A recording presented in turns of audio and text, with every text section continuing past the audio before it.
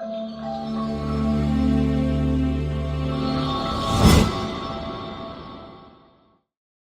everyone.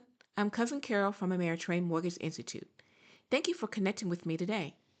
In this video, I'll discuss the 7 reasons people fail the SAFE MLO exam and what they can do to avoid this disastrous outcome.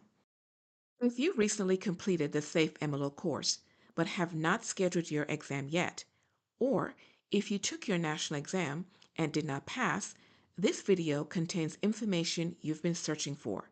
It walks you through the behaviors you should avoid that can impede your ability to pass your SAFE MLO exam. Let's explore reason number 1, failing to take the process seriously.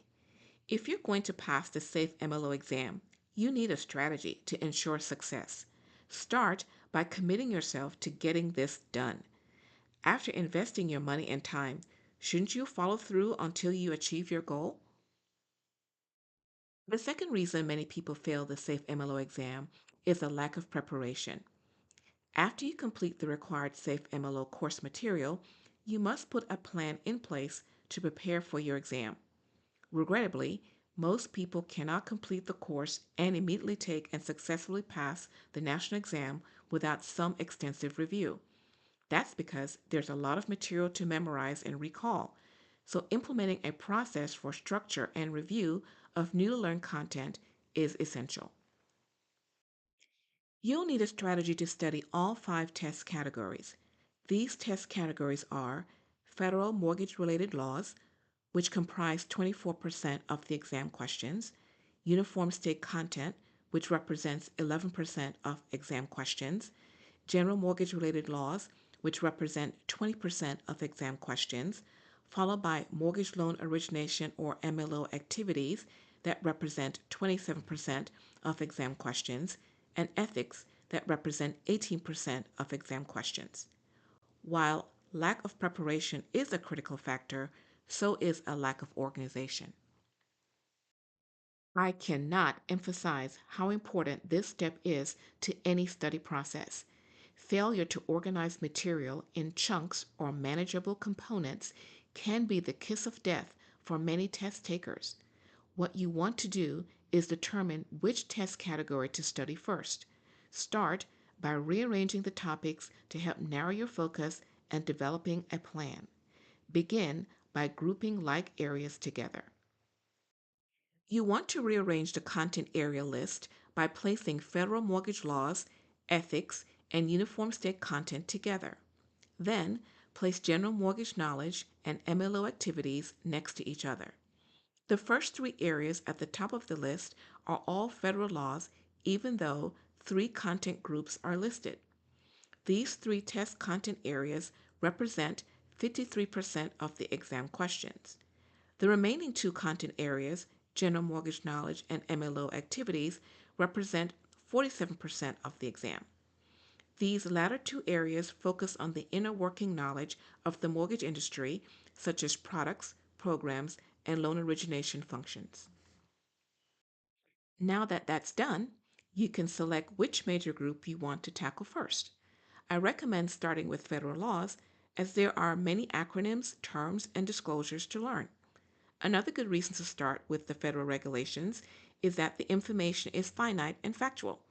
Once you learn laws, applying the information you learned is easy, and these topics rely mostly on memorization. At Ameritrain, we recommend reviewing course material within 24 hours of completing your 20-hour SAFE class. Reviewing material soon after class will enable you to supplement your understanding by adding to the content you didn't get an opportunity to capture during class. Do this by writing additional notes, creating diagrams, or mapping information to help expand your knowledge. By taking this important step, you will recall memories to broaden your comprehension, increasing your recall power. Unfortunately, many people ignore this crucial step to their detriment. It is so extremely important. Please don't overlook it. This leads us to our next reason why people fail the MLO test: an unwillingness to dedicate study time. As was shared earlier, you're expected to learn a tremendous amount of information in a limited time. Now, you must find a way to retain newly acquired knowledge that you can recall while taking your exam. There is no easy way to learn new material without dedicating sufficient time to absorb it. But more than retention, you must be able to apply that knowledge beyond rote memorization. While exam questions are all multiple choice, they are mostly scenario based, meaning you must apply your understanding of the information. Being able to identify content is insufficient. To help with your studying and retention of course material, you will need to set aside uninterrupted specific times, preferably in 2 to 3 hour blocks, to learn, practice, and retain the content in your long term memory in order to recall it on your exam. We recommend studying in a quiet space, such as an office or library, without distractions like a television, the internet, or other people you may want to engage with. Another reason many people fail their SAFE MLO test is waiting too long to take the exam. Think about it. You spent 20 or more hours learning new material you will be tested on.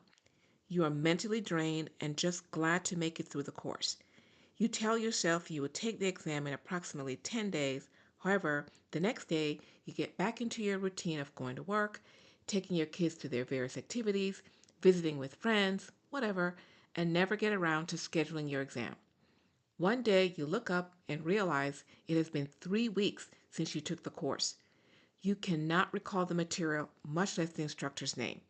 So now you are depressed and frustrated with yourself because you didn't execute a plan right after class. See how things can get out of hand quickly? This leads to our final and, dare I say, the most critical reason why people fail the SAFE MLO exam: not scheduling the exam at all. Had you scheduled your exam for 2 weeks from the last day of class, you would have prioritized preparations and a regimen and then begun implementing a plan to work backward from the exam date to start studying. Avoid this reason like a plague by scheduling your exam sooner rather than later and using the exam date as one accountability measure. Prometric is the test vendor the NMLS contracts with for the SAFE MLO exam. You can find a link to how to schedule your exam in the description below. No time like the present, right? I cannot express how powerful this step is for an individual planning to take their national exam. Now that we've covered these 7 reasons people fail the SAFE MLO exam, how about trying to avoid them altogether? Probably a good idea. If you didn't capture all 7 reasons, there's a link in the description to help you get started. Thanks for watching. We hope you enjoyed this video. If you did, be sure to like, comment, subscribe, and share this video with someone you think can benefit from watching it as well. Remember, you can visit our website at Ameritrain.com for all of your professional mortgage education needs. If you want more mortgage content, be sure to like, follow, and subscribe to Ameritrain on social media. You can find us on Instagram, Facebook, and YouTube. As always, we thank you for joining us. Subscribe at youtube.com/@Ameritrain and visit us at Ameritrain.com to learn more.